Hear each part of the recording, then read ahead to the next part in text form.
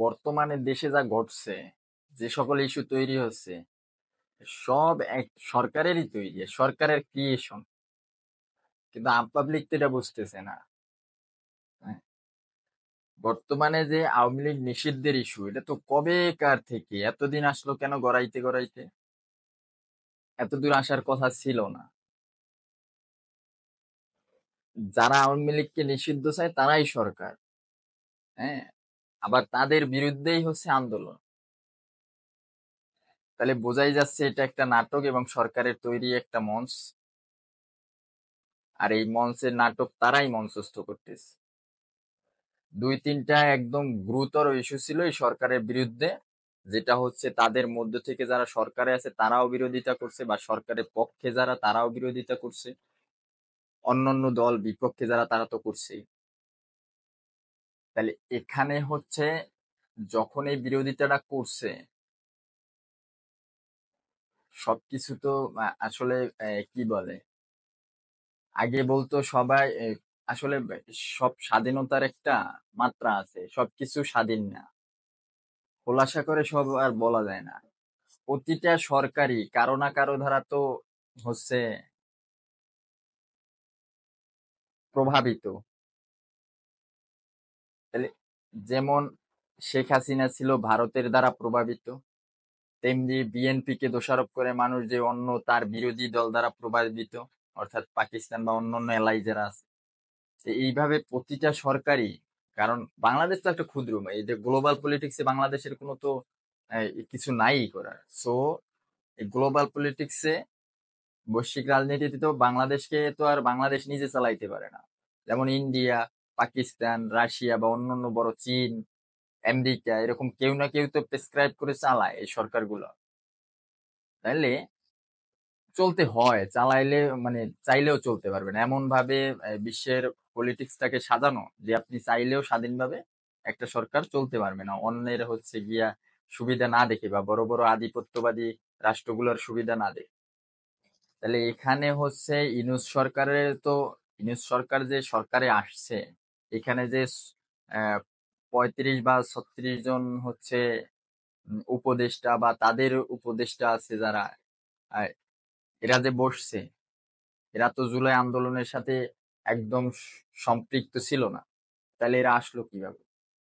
তাহলে ওই যে বললাম যে কারো প্রভাবে প্রভাবিত সরকার, তো ওইভাবে কোনো প্রেসক্রাইব করা সরকার বা এভাবে তৈরি হয়েছে।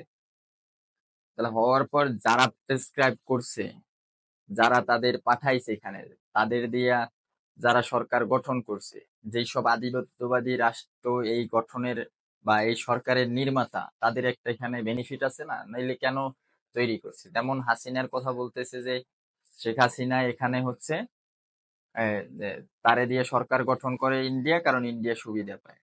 অন্য একটা তাদের বিরোধী যারা এলাই থাকে, তারা হচ্ছে অন্য বিরোধী দল দিয়ে সরকার গঠন করলে তারা সুবিধা পায়। তাহলে সেম, এখানে তো ওই একই সূত্রে চলবে, তাই না? তো ওই সূত্রে চলতে গেলে এই সরকারকে যারা বসাইছে বা যারা এই সরকারকে তৈরি করছে, তাহলে এই সরকার যারা ক্রিয়েট করছে, তাদেরও তো একটা সুবিধা আছে, তাই না? তো ওই সুবিধাটা তো নিতে হবে তাদের, তাহলে ওইটুক সময় দিতে হবে না?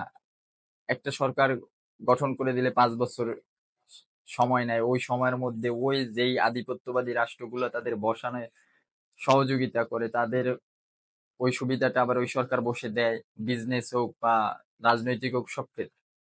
তাহলে এই যে অন্তর্বর্তীকালীন যে সরকারটা, এই সরকারে যারা বসাই তাদের যে সুবিধাটা, এটাও তো নিতে সময় লাগবে যারা হচ্ছে পৃষ্ঠপোষক এই সরকারে। তাই তাদের যে সময়টুকু লাগবে, এই সময়টুকু তো হচ্ছে কিছু দল দিতে চাইতেছে না, বা রাজনৈতিক দলগুলো দ্রুতই নির্বাচন চাইতেছে। তাহলে এই দ্রুত নির্বাচন চাইতেছে, তাহলে এত দ্রুত যদি তারা চলে যায়, তাহলে যেই রাষ্ট্ররা তাদের পৃষ্ঠপোষকতা করছে বা যেই রাষ্ট্রগুলো বা যেই পক্ষ, তারা তো সুবিধাটা নিতে পারবে। তাহলে এতটুকু সময় নেওয়ার জন্য বিভিন্ন ইস্যু তৈরি করতে হবে, নির্বাচন বিলম্বিত করতে হবে। বিভিন্ন যেমন গুরুতর যে ইস্যুগুলো তৈরি হয়েছিল, করিডোর ইস্যু, যেটা সার্বভৌমত্বের সাথে সাংঘর্ষিক, তো এটা খুবই গুরুত্বপূর্ণ। এরপর হয়েছিল যে এই যে হয়েছিল না, এখনো চলতেছে, মানে সেটা যে ইস্যুটা তৈরি হয়েছিল নিউমরিং বন্দর চট্টগ্রামে, যেটা এই টার্মিনালটা হচ্ছে বাংলাদেশি কোনো কর্তৃপক্ষ চালায়, সে একদম 100% ভালোভাবেই এটা হ্যান্ডেল করতে পারতেছে। তার থেকে আরো বেশি, মানে যত হচ্ছে তাদের এই টার্মিনাল থেকে প্রোডাকশন, যত তাদের কাঙ্ক্ষিত প্রোডাকশনের থেকেও বেশি প্রোডাকশন তৈরি করছে। তাহলে তারপরও সেই বন্দরটা কেন বিদেশিদের হাতে দিবে, এটা নিয়ে একটা ইস্যু তৈরি হয়েছিল।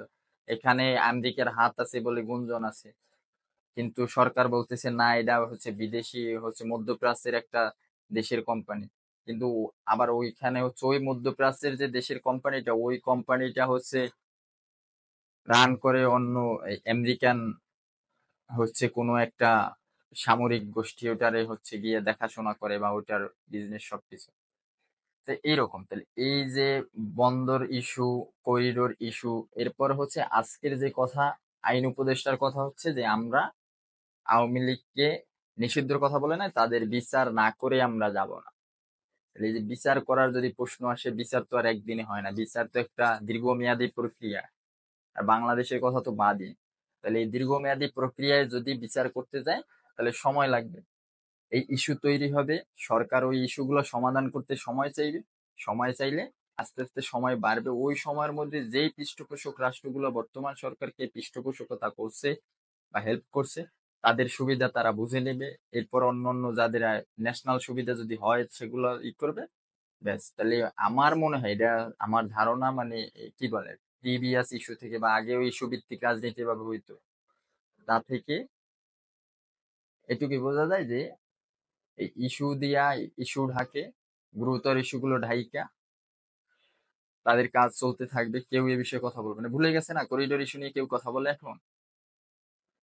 বন্দর বিদেশিদের হাতে এই বিষয়ে কেউ কথা বলে? নির্বাচন তো এই 7-8 দিনে ভুলেই গেছে, এখন হচ্ছে আওয়ামী লীগ নিষিদ্ধের হচ্ছে গান। তাহলে এই যে ইস্যুগুলা হচ্ছে গিয়ে আপনার গুরুতর, ওই ইস্যুকে মাটি দেওয়ার জন্য আর একটা ইস্যু তৈরি করা। অর্থাৎ আমি মনে করছি এটা সরকারেরই কাজ, বা সরকার না করুক, তাদের গোষ্ঠীর বা তাদের যারা, তাদের একটা কাজ।